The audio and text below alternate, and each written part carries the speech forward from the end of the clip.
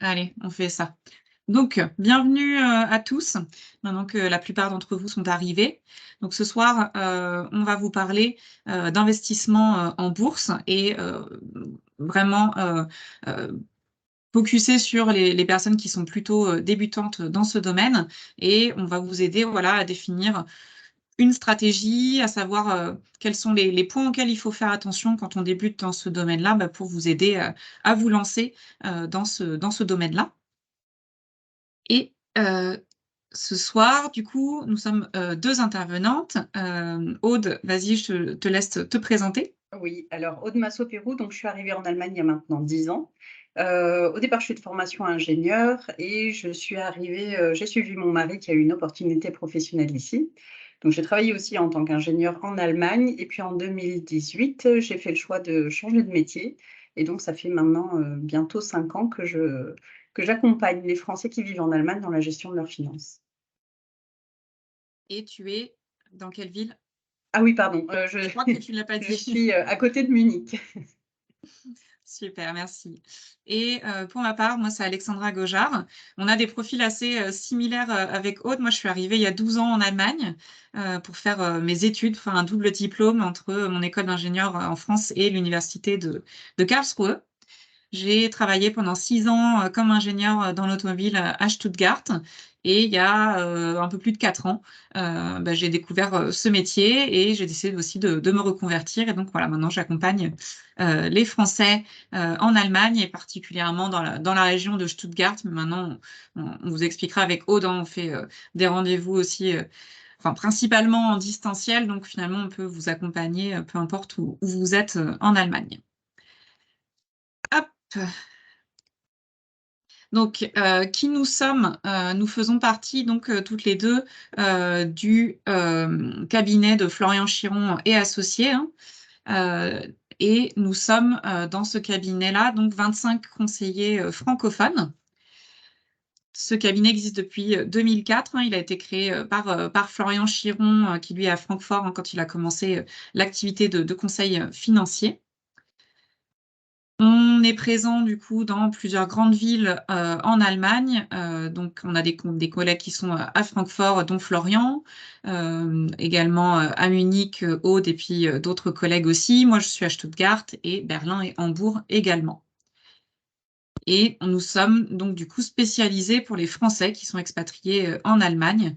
Donc, on fait le conseil financier sur voilà, ces spécificités-là, en plus en langue française. Au niveau des services qu'on propose, donc on permet de vérifier votre couverture en assurance ainsi que votre assurance santé pour être aussi bien couvert que ce que vous connaissez en France.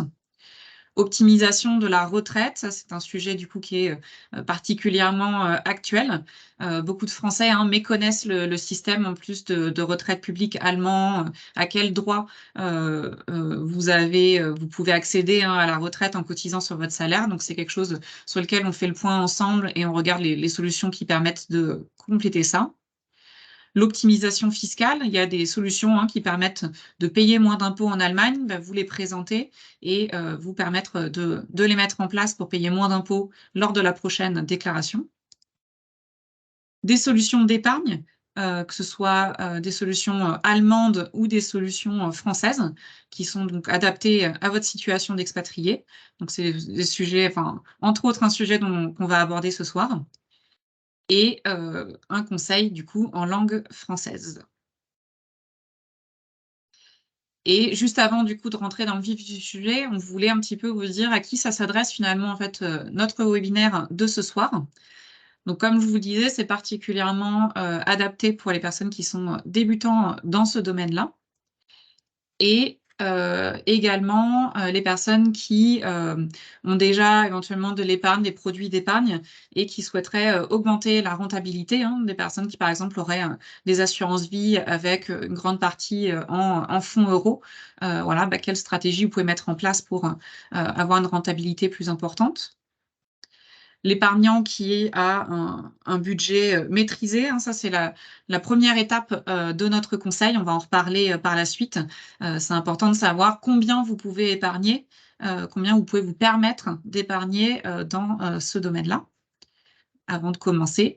Et après, les épargnants qui souhaitent aussi profiter du contexte économique, on a eu une baisse assez importante en 2022. Aujourd'hui, on est sur une période un petit peu, de remontée et du coup, va pouvoir profiter de ce contexte-là pour vous lancer. Je passe la main, Aude. Oui, donc maintenant on va faire un petit peu les bases de l'investissement. On va vous faire quelques définitions, donc juste pour vous prévenir, cette diapo-là, elle va être un petit peu, trocken comme diraient les Technique. Allemands. Ouais. Donc la bourse, c'est un marché où les titres financiers sont achetés et vendus. Donc, dans le principe, les prix, de ces titres financiers, ils vont évoluer chaque jour. Ils vont répondre à la loi de l'offre et la demande. Donc si par exemple, on a une entreprise qui est en pleine croissance, qui semble vraiment répondre à un besoin, pour la société, les investisseurs, ils vont se jeter dessus, ils vont être prêts à mettre plus d'argent pour pouvoir, acquérir des parts. Donc, si on veut, par exemple, prendre un exemple d'une entreprise, ce serait, AstraZeneca qui, forcément pendant la période, du covid a connu un boom, en termes de prix, qui était assez impressionnant. Le suivant, ça va être, une action. Donc une action d'entreprise, c'est une part de propriété d'une entreprise qui peut être achetée et vendue sur un marché boursier. Donc une action d'entreprise, ça va tout simplement permettre à l'entreprise de pouvoir augmenter son capital pour pouvoir faire des nouveaux investissements, donc devenir, de plus en plus, lucrative. Ensuite, on a l'indice boursier. Donc l'indice boursier, c'est une mesure de la performance globale d'un groupe d'actions ou d'autres titres financiers sur un marché boursier. Donc des indices, vous en connaissez forcément, vous en avez déjà entendu parler. Il s'agit par exemple du CAC 40, du Nasdaq, du Dow Jones et en Allemagne, on vous en parlera plus tard, on a le DAX. Ensuite, on va vous parler de fonds d'investissement qui sont, des entités qui rassemblent l'argent de plusieurs investisseurs pour investir collectivement dans divers titres financiers, dans le but de générer, bien entendu, des rendements financiers. Donc en gros, un fonds d'investissement, il va y avoir, un manager du fonds qui définit une stratégie, il va faire en sorte d'avoir un portefeuille d'actions ou d'autres titres, financiers pour pouvoir répondre à cette stratégie et aussi faire en sorte, bien entendu, d'obtenir des plus-values pour ses investisseurs. Donc on peut, par exemple, avoir une stratégie dans un fonds d'investissement qui va être, d'investir dans le développement durable. Ensuite, on a l'ETF, l'Exchange Trade Fund, qui est aussi un type de fonds d'investissement, qui est négocié aussi en bourse et qui vise à répliquer, cette fois-ci, la performance d'un indice boursier spécifique.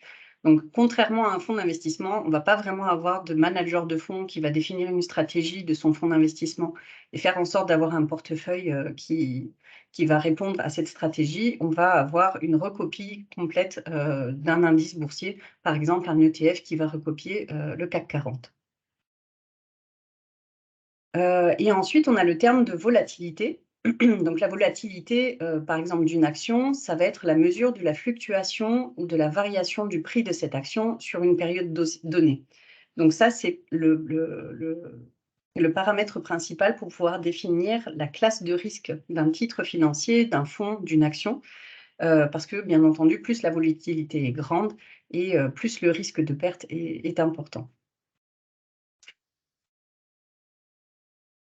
On voulait juste vous montrer un exemple de ce que c'est qu'un indice boursier. Donc là, on vous montre le DAX 40. Donc il s'agit des 40 plus grandes entreprises allemandes. Alors, vous pouvez voir, hein, il y a à l'intérieur Adidas, Airbus, Allianz, BASF, Bayer, Beiersdorf, et cetera. Et donc si on veut comparer, donc si on avait un ETF qui recopiait le DAX, on aurait typiquement exactement les mêmes entreprises. Et à l'inverse, si on voulait regarder un fonds d'investissement dont la stratégie serait d'investir principalement dans des grandes entreprises allemandes, donc là, on a pris l'exemple de DWS Deutschland, on retrouve, uniquement des entreprises allemandes, mais qui ne sont pas forcément présentes, dans le DAX. Bon, après, il y a aussi de fortes chances que ce soit les mêmes, mais pas forcément dans les mêmes proportions et pas forcément, exactement les mêmes. Voilà. Ouais, puis il y a un avantage aussi à ça, c'est que, comme l'ETF, il reproduit, exactement les entreprises qui sont dans le DAX 40, il va en fait acheter les actions d'entreprises qui y rentrent et vendre les actions d'entreprises qui en sortent, et donc réagir un petit peu à retardement. On a eu le cas avec l'entreprise Wirecard, je ne sais plus de quand ça date, ce qui s'était passé 2020 peut-être, quelque chose comme ça. Du coup, hein, le cours de Wirecard s'était effondré, hein, suite au scandale qu'il y avait eu, hein, je ne sais plus exactement, mais il y avait eu, hein, des tromperies, des tricheries par l'entreprise, hein. Et donc l'ETF, lui, a réagi en retard, hein, alors qu'un fonds d'investissement, par exemple DWS Deutschland, avait probablement à l'époque, hein, des actions Wirecard. Dès qu'ils ont eu vent qu'il y avait des problèmes, etc., ils ont pu déjà prendre des décisions en amont pour faire sortir les actions Wirecard euh, avant que le cours, hein, ne baisse trop. Hop. Alors, maintenant, on va vous parler, de l'évolution de la bourse. Donc, avec, la volonté déjà, de vous passer un premier message en ce qui concerne, comment investir, en bourse. Première chose qu'on voudrait vous dire, c'est que, dans l'idéal, quand on investit en bourse, il faut, investir plutôt sur le long terme. Donc, si on prend l'exemple, de la crise du Covid qui est arrivée en 2020, si vous avez acheté, disons en fin 2019, par exemple un ETF qui recopie le DAX qu'on a ici et que vous avez vu, le cours du DAX en train de chuter et que vous vous êtes dit: «Oh là là, avant que ça chute trop, je vais tout vendre» et vous avez perdu beaucoup. Voilà, investir sur une période aussi courte et réagir émotionnellement à des baisses, c'est exactement ce qu'il ne faut pas faire. Donc ça, c'est dans les erreurs qu'on vous présentera, tout à l'heure, sur comment est-ce qu'il ne faut pas investir, en bourse. Mais voilà, là, on voulait vous montrer sur les 5 dernières années, en fait, on a eu une volatilité du DAX qui était assez importante parce qu'on a eu 2 crises qui étaient quand même très rapprochées, avec la crise du Covid et ensuite avec la crise, liée à la guerre en Ukraine. Mais pour quelqu'un qui aurait investi sur un ETF recopiant le DAX, on a quand même, au bout de 5 ans, vous pouvez voir une rémunération à la fin de plus 8,2%. Donc, voilà, une période de 5 ans, ça commence à être intéressant pour pouvoir investir en bourse. Ensuite, on voulait vous montrer que, voilà, on reprend, le même DAX et cette fois-ci, on le regarde sur 20 ans et donc vous voyez que sur 20 ans, on a quand même une courbe de croissance qui est, notable.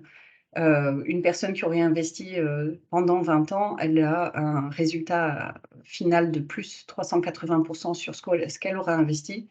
Donc bien entendu, investir en bourse, ça permet d'avoir des rentabilités qui sont quand même bien supérieures à tous les autres, supports financiers et par contre, c'est c'est des gens qui ont laissé l'argent, travailler et qui n'ont pas forcément réagi à la volatilité qui a quand même été importante à certains moments puisque forcément, avec la bourse, on traverse des crises qui font que les niveaux chutent, mais ils finissent toujours par remonter.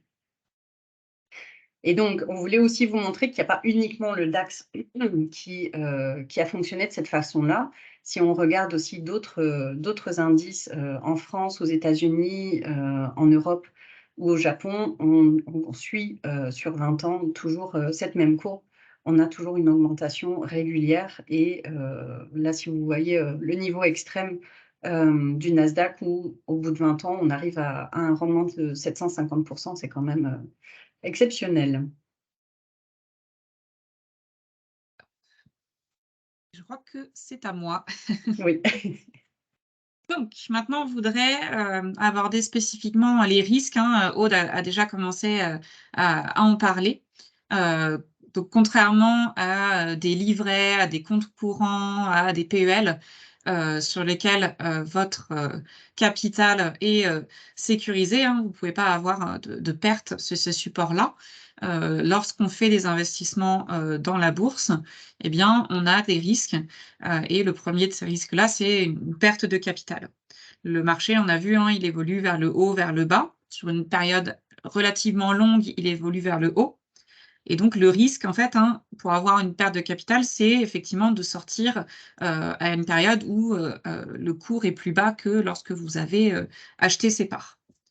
Donc, ce risque-là, hein, on va voir après, il y a des stratégies qui permettent de l'éviter.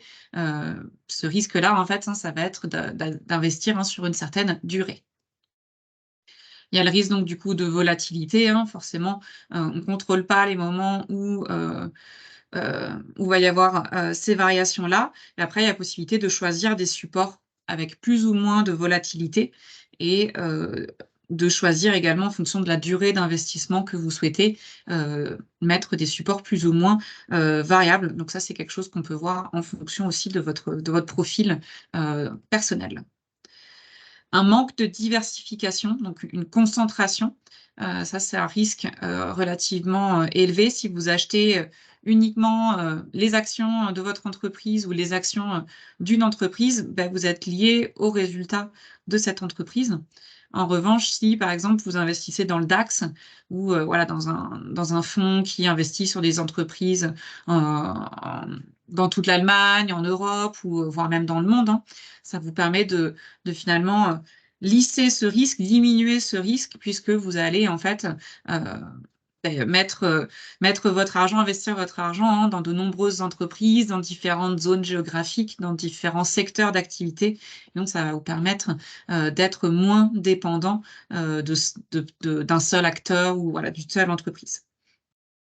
Et le dernier risque, Aude l'a aussi abordé, légèrement, c'est le risque psychologique. C'est-à-dire de prendre des décisions, qui vont être émotionnelles au lieu de prendre des décisions rationnelles, hein. C'est-à-dire paniquer quand il y a une baisse. On va le voir juste après, on a un graphique, là-dessus. Comment réagit une personne, effectivement, qui n'est pas formée sur le sujet? Comment réagit une personne qui est habituée et qui est professionnelle de cet investissement? Et donc, on voit ici, effectivement, quand ils descendent de la montagne russe, quand le cours baisse, on panique. Donc voilà, justement, on va voir ensemble quelle stratégie adopter pour, ne pas paniquer.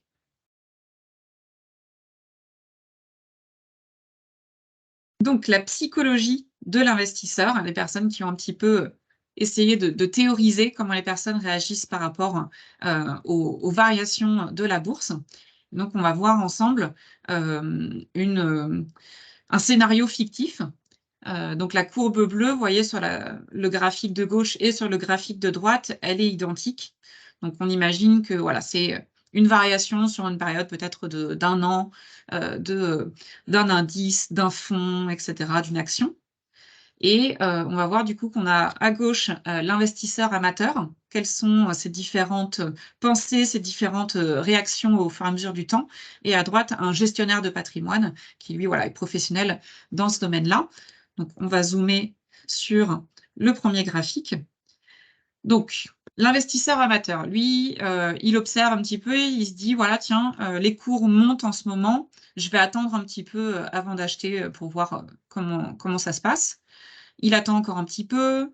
Voilà, là, ça y est, il prend la décision, il se dit: «Hop, là, ça a bien monté, on est sur une bonne voie, j'achète». Et du coup, ça continue, à augmenter derrière, donc il est content, hein, il a bien fait de ne pas attendre plus longtemps. Et ensuite, ça commence à baisser, donc il se dit: «Tiens, je pourrais peut-être profiter de la baisse pour, racheter des actions». Hop, j'en rachète et ça continue à baisser. Ah mince, c'est pas possible. Bon, dès que le cours revient à l'équilibre, hein, donc au moment où à peu près au moment là où il avait acheté les premiers, hein, je revends. Hop, ça baisse encore, il dit: «Oh là, j'en peux plus là, ça y est, je panique, je vends tout». Donc on voit, hein, il a acheté, ici, ici, hein, et puis il revend à cet endroit-là, donc il réalise donc une perte. Ça continue à baisser, donc il se dit: «Oh, j'ai bien fait de vendre parce que du coup, j'ai vendu plus haut, hein». Hop, il y a une petite remontée, il dit: «Oh, c'est sûr, ça va rebaisser. J'avais bien dit que ça allait rebaisser. Mince, mais qu'est-ce qui se passe? Ça remonte, ça remonte. Ah tiens, oh, ça risque de rebaisser, hein. Ah bah, finalement, ça monte, ça monte. Bon, je vais racheter ici». Donc finalement, hein, il a fait plusieurs décisions qui, lui ont fait perdre de l'argent, hein, sur ses premiers investissements ici et puis là, il attend aussi également longtemps pour racheter. Et le gestionnaire du patrimoine avec exactement, le même comportement, au niveau de l'indice de la bourse, hein, qui, regarde, qui dit: «Tiens, les cours montent, c'est le moment d'acheter, j'achète maintenant». Hop, ça monte tranquillement, il y a une petite variation. Arrivé en haut, il se dit: «Tiens, là, je vais vendre soit la totalité, soit une partie, hein, pour acter la plus-value, sécurisée». Ça baisse, donc il dit: «Bah, j'ai bien fait de vendre une partie, on va voir ce que ça donne». Ça continue à baisser, donc lui, il rachète. Le cours continue de baisser, bah, il rachète encore, il injecte à nouveau des liquidités. En gros, quand ça baisse, il en profite, c'est un peu les soldes, hein, et du coup, il achète des actions à des prix qui sont plus faibles, hein. Donc hop, il continue à racheter, il rachète encore tout, quand c'est bas en se disant: «Là maintenant, hein, ça peut plus baisser, ça peut que remonter». Le cours remonte, donc il attend encore un petit peu pour, vendre, partiellement sécurisé. Ça continue à remonter, il sécurise une partie de ses plus-values, il refait des ventes, hein, et il avait bien eu raison d'injecter des liquidités au moment où le cours était le plus bas. Donc exactement heu, les mêmes variations sur la bourse, 1 et 2 stratégies complètement, différentes, et une qui est gagnante puisqu'il va y avoir des choix qui sont rationnels, et l'autre qui est, plutôt perdante avec des choix émotionnels. On a des questions, dans le chat? Pour l'instant, Non, non. pour l'instant tout va bien? Bon, bah, c'est parfait. Alors, Oui, maintenant, on vas-y, va go. vous donner quelques clés, sur comment investir. Alors la première chose, c'est, de définir son projet. Donc ça, c'est vraiment la première chose qu'on fait avec nos clients de façon générale. Est-ce que votre objectif, c'est, bah, de partir à la retraite à 40 ans? Est-ce que vous voulez préparer un investissement immobilier? Est-ce que vous avez des liquidités dont vous ne savez pas trop quoi faire et dont vous n'avez pas besoin, donc vous voudriez les placer? Hem, Excusez-moi, j'ai juste quelqu'un qui arrive. Donc voilà, ça, c'est vraiment important parce que ça va vous permettre, en fait, de définir surtout, quelle va être la période d'investissement. Si vous investissez sur 3 ans, 5 ans, 10 ans, 20 ans, vous ne pourrez pas prendre les mêmes risques, vous ne pourrez pas, investir, de la même façon. Le deuxième sujet, ça va être, bah, de définir son budget. Ce que nous, on recommande, c'est premièrement d'avoir 3 mois de salaire de côté pour pouvoir faire, face aux dépenses imprévues. Ensuite, il faut absolument que vous ayez couvert vos dépenses quotidiennes, vos crédits, vos obligations, et bah, ce qui reste, vous pouvez éventuellement l'investir, sur la bourse, mais dans tous les cas, il ne faut pas avoir besoin de cet argent, à court terme. Voilà. Ensuite, il est important d'assurer ses arrières, donc ça, c'est ce qu'on vérifie toujours avec nos clients. On vérifie toujours que vous êtes assuré correctement en cas de problème, parce que, tout simplement, si vous deviez demain avoir, un problème qui n'est pas assuré, comme par exemple, une hospitalisation, et vous n'avez pas une assurance maladie correcte, qui vous couvre pour l'hospitalisation, bah, vous aurez besoin de votre argent, et vous ne le récupérerez pas forcément au meilleur moment de la courbe, de l'action que vous aurez achetée. Et le dernier critère, c'est de décider de quel est le niveau d'implication que vous voulez avoir dans, votre projet d'investissement, en bourse. Est-ce que vous avez du temps à y consacrer? Est-ce que le sujet vous intéresse ou pas? Et est-ce que vous êtes, prêt à assumer les conséquences d'une perte? Voilà. Ensuite, on va vous parler des supports d'investissement qui existent. Alors, ils ne sont pas exhaustifs, mais c'est les principaux. Le premier, ça va être justement les actions. Donc ça, c'est plutôt réservé aux gens justement qui veulent y investir du temps, qui veulent, apprendre des choses, qui sont aussi un peu plus joueurs, parce que c'est aussi la façon la plus risquée d'investir. Hem, si alors, j'ai juste un petit bémol sur ce sujet. Si vous avez, pas forcément de connaissances et pas forcément envie d'investir trop de temps, mais que votre entreprise vous permet d'acheter des actions, avec des avantages, sociaux réservés, aux employés, là, il faut le faire. Alors je suis pas en train de dire: «Mettez toutes vos économies non plus dans votre entreprise», parce que, c'est hyper important de diversifier, mais pouvoir acheter, des actions, avec un prix, plus bas, c'est quand même, quelque chose de très intéressant. Le deuxième support, c'est les ETF, donc ça, c'est quelque chose qui est très à la mode, qui s'est bien démocratisé justement, depuis la période du covid. Et ce qui est très important ce qui est intéressant avec les ETF, c'est que les coûts sont réduits. Donc tout à l'heure, je vous expliquais la différence entre un fonds d'investissement et un ETF. Un fonds d'investissement, en fait, il va avoir un manager de fonds, il va définir une stratégie pour son fonds et il va faire en sorte de gérer son portefeuille, pour pouvoir répondre à cette stratégie. Un ETF, lui, il va uniquement recopier un indice, donc ça signifie que, il y a beaucoup moins de travail à faire que, pour un manager de fonds. Donc c'est pour ça que les coûts sont réduits. Alors en termes de performance, on n'est pas forcément aussi bon qu'un fonds, qui lui est géré par un manager de façon active. Alors je voulais aussi ajouter une autre chose sur les ETF. Il y a beaucoup de plateformes qui se sont développées, pour pouvoir investir dans les ETF sans aucun coût, qui vous en vendent vraiment la facilité avec, des exemples de dans quel ETF, investir et cetera.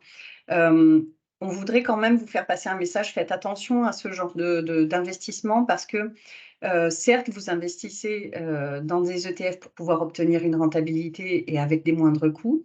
Par contre, vous n'avez pas le conseil qui va avec. Donc là, quand on dit qu'il va falloir assumer, vraiment son investissement, il va vraiment falloir le faire vous-même.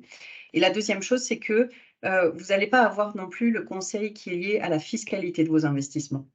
Ça, c'est une plus-value, que vous aurez en passant, par exemple, par nous.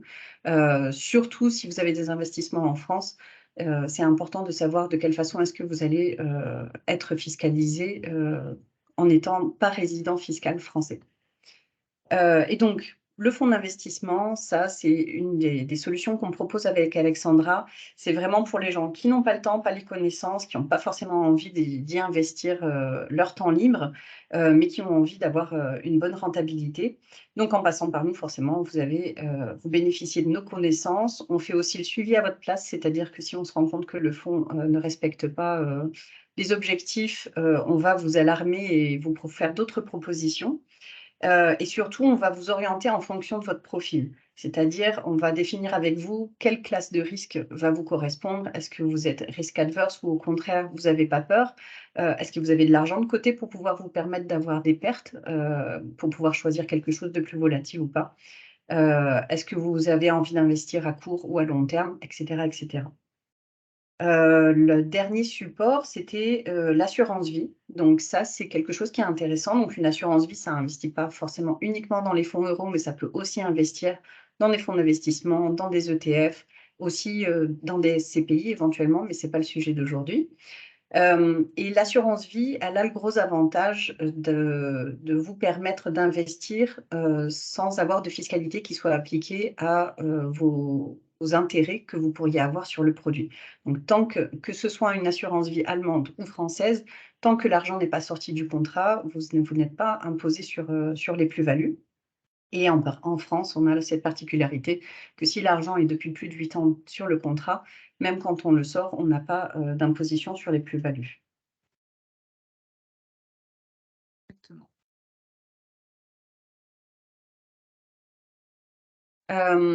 L'autre, conseil qu'on aurait à vous donner pour l'investissement, ce serait de bénéficier du cost average effect. Donc, ici, on a de la chance parce qu'on a un cours, un fonds pardon, qui, oscille de façon, vraiment, linéaire, enfin, de façon vraiment, très calme autour de la valeur de, 100 € et donc ce qu'on va faire, si tu peux cliquer, c'est qu'on va investir tous les mois 100 € dans ce fonds. Donc tous les mois, voilà, on va pouvoir investir. Donc le premier mois, le cours étant à 100 €, avec nos 100 €, on va pouvoir acheter une part. Le deuxième mois, le cours est descendu à 50 €, donc avec nos 100 €, on peut acheter 2 parts. Le troisième mois, malheureusement, le fonds, il est remonté et il est à une valeur de 150 €. Donc ça signifie qu'avec nos 100 €, on ne peut pas acheter une part entière, on achète seulement 0,67 parts.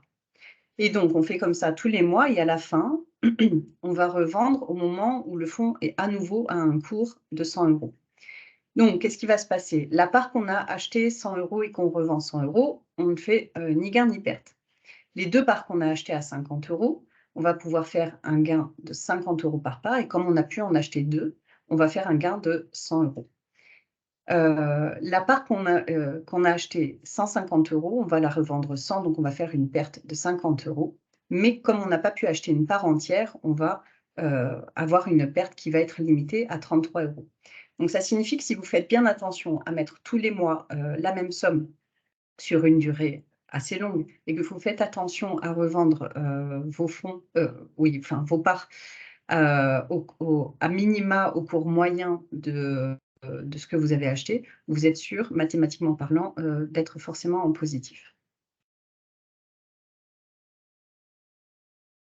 Alors, si vous appliquez cette méthode, du cost average effect sur le long terme, on va vous montrer 2 exemples. Le premier, c'est une personne qui a commencé à investir au 1er janvier 94 et qui a arrêté, au 31 décembre 2007. Donc bien entendu, il a eu des périodes de turbulences puisqu'il a traversé des crises, mais au bout de toutes ces années, il va quand même avoir un rendement annuel moyen de 9,56. Si on prend un autre exemple d'une personne qui a commencé au 1er janvier 2000 et qui arrête au 31 décembre 2013, lui va obtenir un rendement moyen annuel de 7,44. Donc, encore une fois, le message, donc les 2 messages, c'est, mettre la même somme tous les mois et le faire pendant minimum 5 ans, quoi. Et d'ailleurs, on le voit aussi sur le graphique. Si vous regardez un petit peu en diagonale, vous voyez là en fond, il y a écrit, hein, de 0 à 5 ans, de 5 à 10 ans, de 10 à 15 ans. Et les périodes, hein, qui sont en rouge, c'est, particulièrement il y a eu la crise de 2002, la crise de 2008, où il y a eu des grosses périodes en négatif. Si vous regardez que vous allez, hein, sur des investissements qui sont au-delà de 5 ans, ensuite au-delà de 10 ans, et cetera, vous avez de moins en moins de rouge dans cette courbe-là, puisque, finalement, en investissement sur le long terme, bien, vous allez, en fait, même en sortant à un moment d'une crise, hein, finalement, avoir, un investissement qui a, performé et qui vous a permis d'obtenir des gains. Alors, on a D'où une personne qui l'importance. nous a Ouais. demandé, quel est le plus sécurisé entre l'ETF et le fonds d'investissement? Hem, alors moi, je dirais que c'est plutôt le fonds d'investissement à condition que vous choisissiez un fonds d'investissement qui soit dans une classe de risque qui vous correspond. Si vous êtes complètement risque adverse et que vous voulez prendre aucun risque, à ce moment-là, il faut que vous investissiez dans un fonds d'investissement avec une classe de risque basse, ce que vous Mmh. permettra pas un ETF, voilà. Je pense que ce qui est plus important entre l'ETF et le fonds d'investissement, c'est plutôt la classe qu'on va choisir, en fait, le niveau de risque du fonds, ouais. Oui. Hop, le slide suivant. Donc, une des stratégies, voilà, d'investissement qui permet de moins se poser de questions, c'est, on a vu le cost average effect et une deuxième stratégie qui est, très importante et qui va avoir un impact très important, c'est le Frühspareffekt. Donc c'est le terme, hein, en allemand. On pourrait le traduire en français par, l'effet de l'épargne précoce.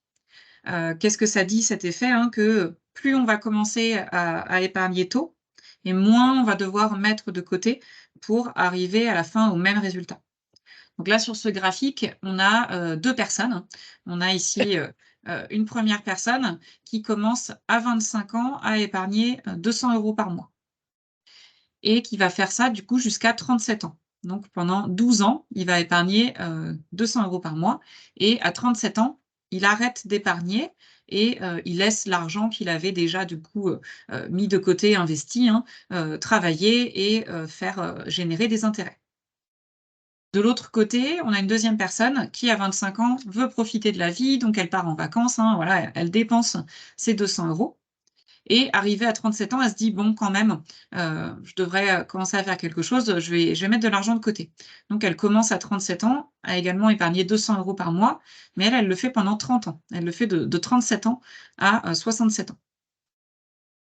La personne de gauche, elle aura du coup, mis de côté, hein, 28 800 € pendant 12 ans et la personne de droite, elle, 73 600 €.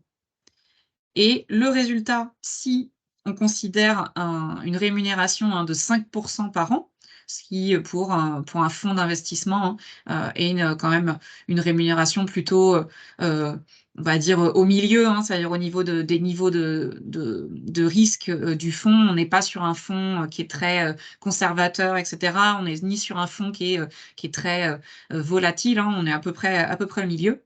Il y a les 2 personnes vont obtenir à l'âge de 67 ans 170 000 €. Sauf que du coup, il y en aura un qui aura investi 3 fois plus que l'autre, hem, parce que, bah, il a commencé beaucoup plus tard. Donc cet effet-là, hein, ça vient de l'effet exponentiel des intérêts composés. Donc plus vous commencez tôt et plus l'argent restera longtemps sur le contrat, générera des intérêts et donc plus vous aurez de capital à la fin. Donc, il y a un peu une citation célèbre, hein, qui dit: «Le meilleur moment pour, commencer à investir, c'était hier et le deuxième meilleur moment pour commencer à investir, c'est aujourd'hui».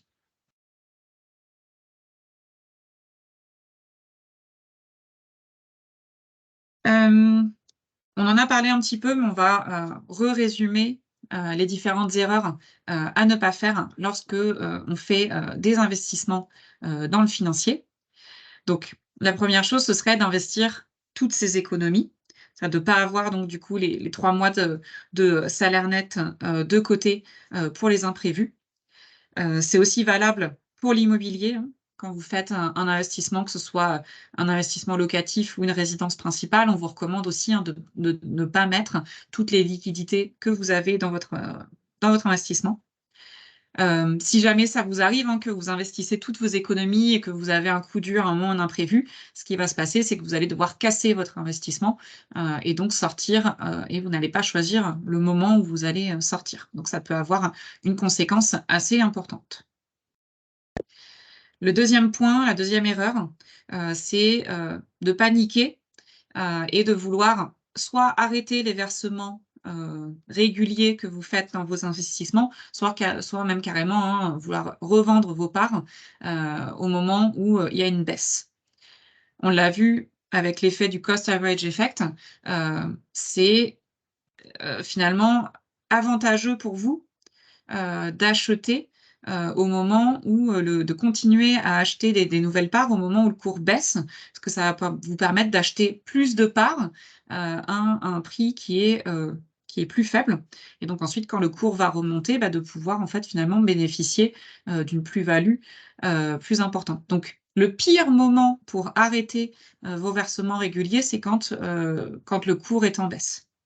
Donc surtout, on a en vision, hein, que voilà, que c'est un investissement moyen terme et qu'il va y avoir au milieu du parcours des hausses, des baisses et que ça fait partie de la stratégie. Et une autre erreur, ce serait de vouloir, des résultats immédiats. On en a parlé, hein, plusieurs fois, c'est des investissements qui sont moyen terme, long terme. Donc minimum 5 ans. L'idéal, c'est plutôt, des investissements sur à peu près 10 ans. Donc vous ne pouvez pas voir les résultats tout de suite. Au bout d'un an, vous aurez peut-être des résultats qui seront bons et peut-être des résultats qui ne le seront pas. Mais voilà, c'est pas le résultat après un an qui va vous permettre, hein, de voir quel résultat vous aurez au bout de plusieurs années. Et une erreur, ce serait aussi de contrôler, de regarder tous les jours, votre compte titre, voilà, ou votre appli où vous avez vos investissements parce que voilà, ça pareil, ça va vous faire paniquer. Donc l'idée, c'est de faire effectivement, le point régulièrement quand même, hein. On va dire que, nous avec Aude, hein, on fait le point, au moins une fois par an, pour un petit peu, voir, ce qui s'est passé. Est-ce qu'on vous recommande de continuer? Est-ce qu'on vous recommande d'arrêter, de faire des changements de fonds si c'est nécessaire. Donc voilà, c'est quelque chose qui est sur le long terme. Et la dernière erreur, ce serait de vouloir mettre tous ses œufs dans le même panier, hein, donc de ne pas diversifier, ses placements, d'acheter, que des actions, sachant que le «pire», entre guillemets, hein, si on achète que des actions de son entreprise, beaucoup, ce serait que, son entreprise, voilà, n'aille pas bien, que le cours de l'entreprise baisse, donc les actions que vous aviez achetées, baissent et en plus de ça, que finalement il y ait des licenciements économiques, donc vous perdez votre emploi et en plus de ça, les investissements que vous aviez, perdent de la valeur. Donc nous, ce On qu'on a va une vous personne proposer, c'est qui d'éviter on ces erreurs. on a une personne qui pose la question: «Si le fonds d'investissement fait faillite, est-ce que, il l'argent est complètement perdu?» Alors non, il y a, des protections par rapport à ça au niveau européen, hein, qui disent que, tous les investissements que vous avez dans vos dépôts, donc les dépôts, c'est les comptes titres en Allemagne, hein, sont, protégés de la faillite et donc du coup les banques, centrales, je ne sais pas si c'est au niveau national ou européen, en tout cas, protègent ces investissements. C'est d'ailleurs protégé, il n'y a pas de limite par rapport à ça, contrairement à l'argent qui est placé sur les comptes courants, sur les livrets, etc., ou sur les comptes bloqués, qui, eux, ne sont protégés que jusqu'à hauteur de 100 000 euros par compte en Europe. Hop là. Donc, au final, quels sont vos avantages à faire appel à nos services? Le premier point, c'est donc d'être accompagné par un professionnel. Avec Aude, on a toutes les deux une certification allemande qui s'appelle le paragraphe 34F. Donc, c'est un examen qu'on a passé auprès de la Chambre de commerce et d'industrie allemande et qui nous permet de pouvoir conseiller des produits financiers à nos clients. On a également aussi des formations régulières sur le sujet pour être, du coup, tenus au courant des changements, qu'il peut y avoir dans la façon de conseiller. On se tient aussi régulièrement au courant, effectivement, des différents fonds d'investissement ou supports qu'on vous propose pour savoir s'ils sont, toujours si leurs performances sont toujours, celles, que l'on attend et comme disait Aude, si c'est pas le cas, on vous propose une alternative pour remplacer cet investissement. On définit ensemble avec vous une stratégie d'investissement, c'est-à-dire que si vous ouvrez, un compte titre de votre côté pour investir dans des ETF ou, différents supports, vous allez être tout seul pour définir cette stratégie, combien je peux investir tous les mois, combien j'investis en une fois, et cetera. Tout ça, nous vous propose de le faire lors de nos différents rendez-vous, pour être sûr que, on part sur le bon montant, sur, quelle durée d'investissement pour, financer quel type de projet. Ne pas vous devoir vous soucier du suivi, c'est-à-dire, d'investir du temps, toutes les semaines, tous les jours, en fonction du support que vous choisissez, pour regarder, où est-ce que ça en est? Est-ce qu'il faut que je vende? Est-ce qu'il faut que j'achète à nouveau? Est-ce que je dois m'inquiéter d'une baisse et cetera? Tout ça, c'est des choses que nous, on regarde, heu, de notre côté, hein, sans forcément vous en informer, mais on fait le suivi de vos contrats et on regarde effectivement que tout se passe bien et s'il y a quelque chose, sur lequel vous devez prendre une décision, en tout cas qu'on doit discuter, on vous propose un rendez-vous pour pouvoir en discuter. Donc en somme, en faisant appel, à nos services, ça vous permet, d'avoir, l'esprit tranquille et je suis justement en train de regarder, Friends sur Netflix et je trouvais que, cette scène-là était particulièrement, parlante. Voilà, ça vous permet, de vous détendre, de vous dire, Alexandra, Aude ou voilà, un des conseillers de notre réseau, s'occupe de vos investissements et du coup, vous pouvez, dormir sur vos 2 oreilles. Est-ce qu'on a des questions? Il n'y en a pas eu d'autres depuis, non, pour Non? l'instant. D'accord. Parce que du coup, on a déjà, presque fait le tour de, notre présentation et justement, vous voulez vous proposer, si vous avez encore peut-être des questions, des points qu'on n'a pas, encore, abordés, d'en profiter, maintenant. Est-ce que, est-ce que c'est clair? Est-ce que, il y a des choses, des questions que vous vous posez et des points qu'on n'a pas abordés peut-être? Alors, on a une personne qui nous pose la question, dans le reversement de dividendes, quelles sont les taxes en Allemagne? C'est une très bonne question et on avait préparé, je crois que c'est le slide d'après, donc j'y passe. La fiscalité, du coup, là, on va aborder, du coup, peut-être uniquement celle, pour, les résidents allemands, hein. On ne parle pas des résidents fiscaux, français. Donc, les revenus du capital, hein, ça s'appelle en Allemagne, Capital, Ertrag et ça s'applique vraiment sur les placements que vous avez au niveau mondial, hein. Donc tout ce que vous avez, comme placement, même en France, hein, les intérêts que vous avez sur votre livret A, les intérêts que vous avez sur votre PEL, si vous avez un PEA, donc un plan d'épargne, action en France, Si vous faites une sortie de capital d'une assurance vie et que vous avez aussi des intérêts lors de cette sortie, tout ça, ça rentre dans le capital AirTrag et donc il faut le déclarer sur votre déclaration d'impôt. Je te laisse présenter la suite si tu veux, Aude.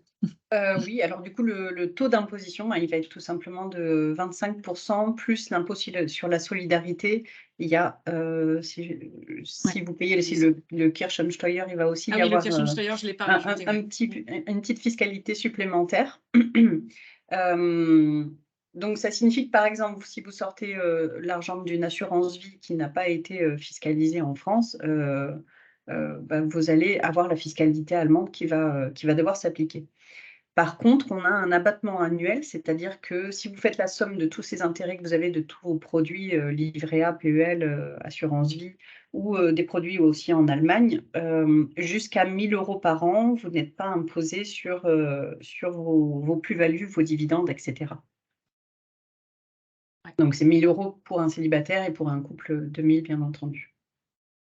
Et un point peut-être sur la partie assurance vie. En France, il y a effectivement ces 8 ans au-delà desquels les abattements sont tellement élevés hein, qu'on simplifie même en disant qu'il n'y a pas de fiscalité quand on sort d'une assurance vie au-delà de 8 ans.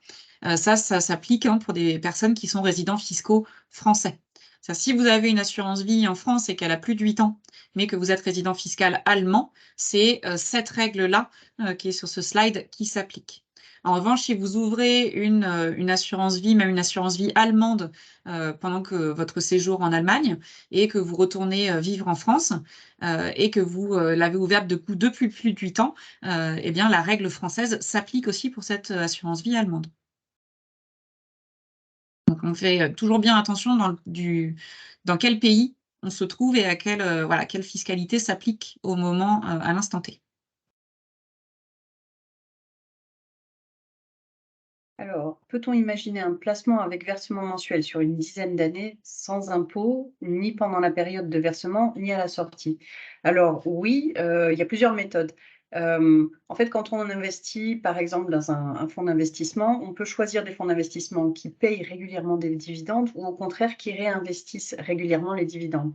Donc ça signifie que, soit vous avez des dividendes qui sont en dessous des 1 000 € par an, soit, vous investissez à ce moment-là, dans par exemple, des fonds d'investissement qui vont réinvestir automatiquement, les dividendes et donc vous aurez une fiscalité uniquement au moment où vous allez vendre vos parts et faire de la plus-value.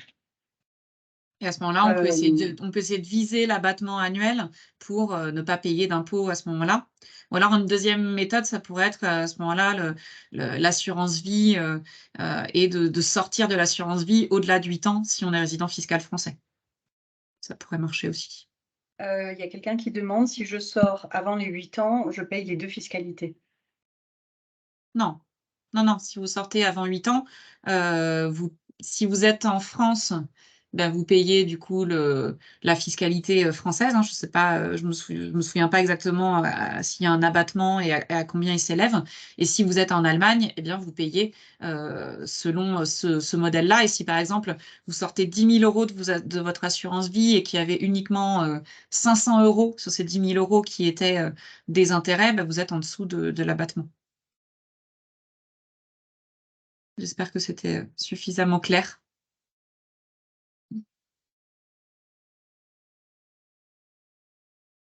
Donc concrètement, on peut reverser annuellement les 1 ou 2 000 € et réinvestir le reste, profiter d'un impôt free au moins sur ce petit montant. Heu, il y a plusieurs questions qui arrivent, donc à chaque fois ça Ah oui. remonte le texte. J'ai pas bien compris la question. On peut reverser annuellement les 1 000 ou 2 000 €?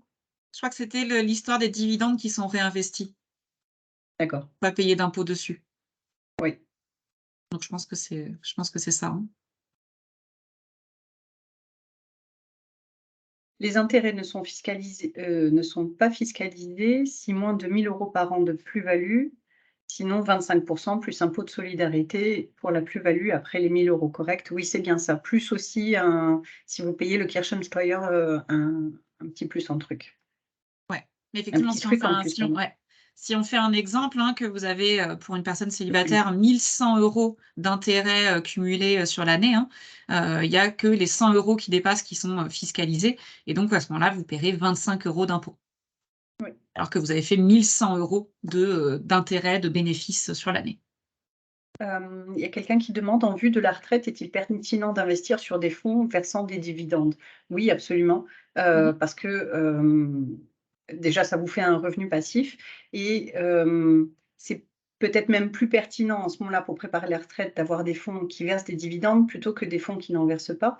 Parce que, si votre objectif, c'est d'avoir un revenu supplémentaire et que vous vous dites: «Ben, je vais revendre une part par mois, pour pouvoir avoir un complément de retraite», vous avez aucune idée de à combien sera la part à ce moment-là, pour votre retraite? Donc les dividendes font à ce moment-là plus de sens. Ayant 50 ans, quel placement préconiser pour départ en retraite? Je te laisse répondre. Ouais. Alors Ça aujourd'hui, dépend on si vous parlait payez des ouais, impôts ou pas. ouais. Aujourd'hui, on était plus, voilà, focusé sur, la partie investissement financier. Après, il y a aussi, des possibilités d'investir, également dans des fonds, dans des ETF, via des épargnes retraite qui sont vraiment, spécialisées, enfin voilà, dans le but, hein, de préparer, sa retraite et qui permettent d'avoir des cadeaux fiscaux, hein, d'avoir un avantage fiscal quand on investit, dans cette épargne retraite. Donc même encore, à 50 ans, c'est une solution qui est intéressante. Donc, faudrait voir, au cas par cas, quelle est votre situation et si c'est adapté pour vous et ça permet du coup de venir investir via cette épargne retraite dans des fonds d'investissement ou dans des ETF. Enfin, on choisit ensemble avec vous les supports, que vous souhaitez, dans votre, épargne.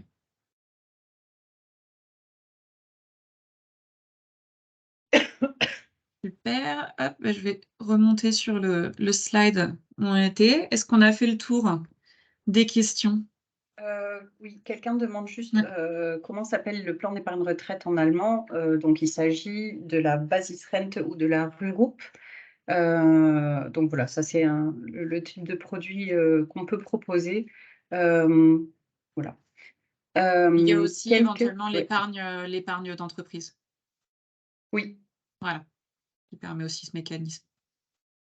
Alors il y a quelqu'un qui demande, quelles seraient les stratégies borderline pour éviter le fameux 25 plus, enfin, pour éviter la fiscalité?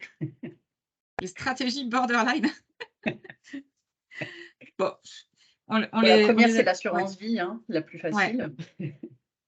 on les a déjà cités, voilà, c'est, l'assurance vie et après, c'est quelque chose auquel on fait attention avec Aude, hein. Si on voit, on a une personne qui arrive et qui a déjà un ancien PEL, hem qui est rémunéré, je sais pas, je sais plus à 3%, 3-4 hein, avec 50 000 € dessus. Ça fait des intérêts qui sont assez importants, hein, plus un livret A gonflé et cetera, hein et cette personne-là, elle est peut-être déjà aux 1 000 € par an, d'intérêts. Donc dans ce cas-là, on va pas en rajouter, avec des fonds, en direct, au risque de passer au-dessus de ces 1 000 €, hein. On va faire, plutôt à ce moment-là des assurances vie. En revanche, si, vous avez uniquement un livret A et que vous avez, 200 € par an, d'intérêts, qui sont générés avec vos supports actuels, bah, à ce moment-là, on va voir peut-être pour, effectivement investir dans des fonds d'investissement et vérifier que vous ne dépassez pas les 1 000 € par an. Donc on fait toujours en sorte d'optimiser ça pour que vous payiez le moins d'impôts, possible. Voilà, après on va pas non plus faire, des méthodes, hein, comment dire? Tromper le fisc et ce serait pas du tout, Autrement, on a aussi une personne qui nous pose la question: «Comment est-ce qu'on est rémunéré?» Donc nous, on travaille, comme des courtiers. On a des sociétés partenaires avec lesquelles on travaille et on est rémunéré par des commissions, tout simplement. Est-ce que pour tous les fonds d'investissement, il y a un retour d'impôt comme pour la Basisrente? non, Non, absolument non. pas. En fait, si vous faites une Basisrente dans laquelle vous mettez des fonds d'investissement, vous avez un retour d'impôt. Mais c'est vraiment un produit d'épargne retraite qui est, réglementé par la loi et on n'a pas le droit de faire ce qu'on veut à l'intérieur. Donc c'est ces règles qui font que ça a un avantage, défiscalisant. Par contre, si vous investissez dans des fonds d'investissement, vous n'aurez pas d'avantage fiscal, enfin en direct, je veux dire. Ouais, ouais, ouais. Après, ce que vous pouvez faire, hein, c'est si vraiment ce sujet de la retraite vous intéresse, hein, on va organiser d'autres webinaires, en particulier sur ce sujet-là. Il me semble qu'il y en a un, le mois Le prochain, mois hein, sur le prochain. sujet de la retraite, ouais. Donc voilà, suivez bien, nos actualités sur LinkedIn, hein. On va le mettre en avant, pour que vous puissiez vous inscrire et on parlera spécifiquement de cet investissement-là et qu'est-ce qui se passe, avec la retraite en France, comment ça fonctionne en Allemagne, pour que vous puissiez à ce moment-là, investir dans ce domaine-là, spécifiquement. Exactement.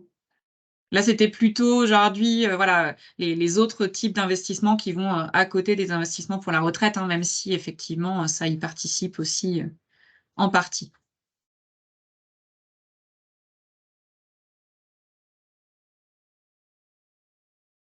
Super, il reste encore une question? Non, c'était pas une Non? question, Bon, quelqu'un je disait remarque. comme Charles Gave dit: «La retraite ne l'attendez pas, il n'y en aura pas».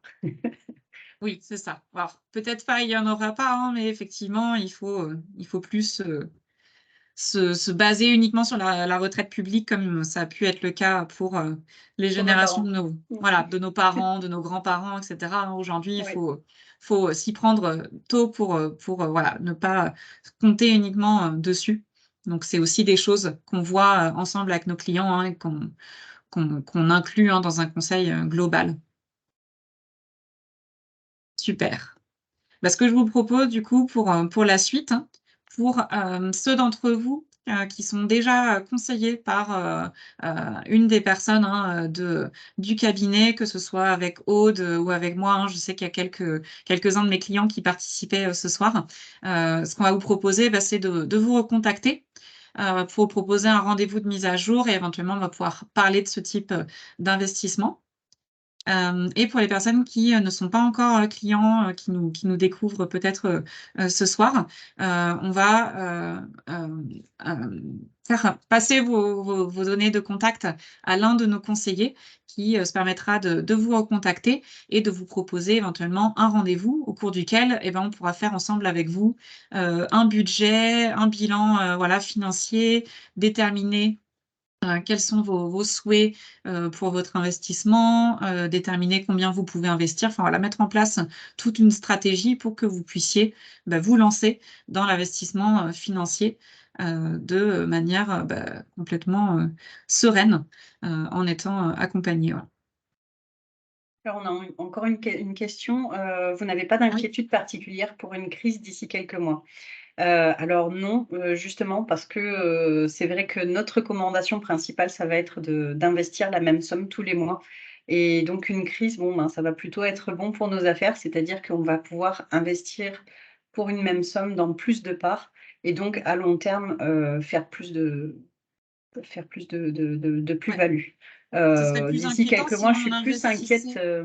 par le Ouais, système de retraite, de quelle façon il va évoluer que d'une crise économique, ouais. et d'une baisse de la bourse. Voilà. Ouais.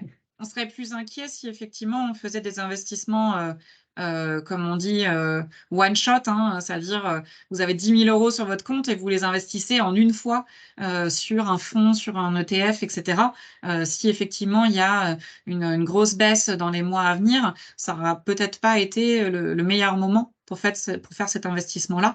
Donc, nous on recommande plutôt des investissements progressifs et si vous avez effectivement, on a parlé là de montants, mensuels. Si jamais vous avez, des sommes, déjà constituées, de l'épargne déjà constituée, on va, dans la majorité des cas, hein, je ne peux pas parler, de manière, standard pour tous les clients, vous recommander d'investir cette somme de manière progressive pour qu'effectivement, vous n'ayez pas, fait cet investissement-là au mauvais moment.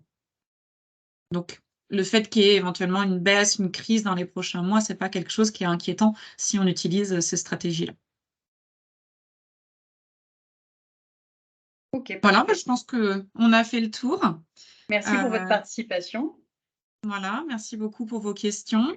On espère que du coup ça vous a, permis d'y voir un petit peu plus clair Et si vous avez, voilà, des questions, plus précises par rapport à votre situation ou que vous souhaitez, bah, voilà, en savoir plus, être conseillé, lors d'un rendez-vous personnalisé, ben, on va, heu, vous recontacter et vous pourrez donc du coup, bah, bénéficier de ce conseil. Bonne Voilà. soirée et à Merci bientôt. beaucoup pour votre participation.